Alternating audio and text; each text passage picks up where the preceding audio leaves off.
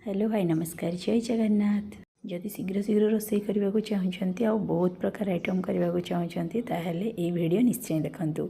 गोटे आवर भितर पूरा स्वास्थ्यकर और देसी लंच थाली प्रिपेयर करछि।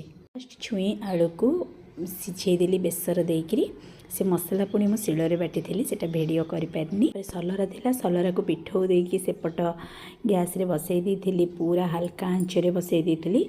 कलर पत्र को चुन चुन करके काटी देती से टिके कटा आलू पकई दी और कटा कलर गोटे पकई दी से लुण लंकागुंड हलदी गुंड पिठौ देकी सेटा भजापी प्रिपेरेसन करदेली। हरड़ डाली को बथुरई देती तारी भितर मोर सलरा भजा रेडी हो जाता।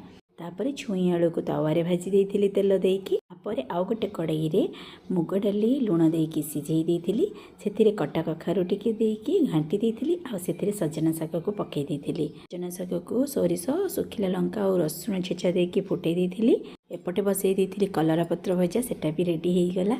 लास्ट बसई देती भात आउ डाली चलना सबू जदि रेडी करके रखिदे चटपट भाव में रोषेईटा शीघ्र हो जाए।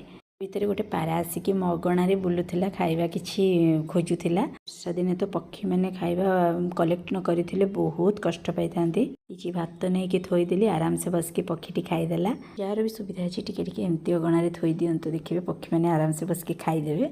मुझे बाड़ी की खाई देती। रही मोर मिनी ब्लॉग।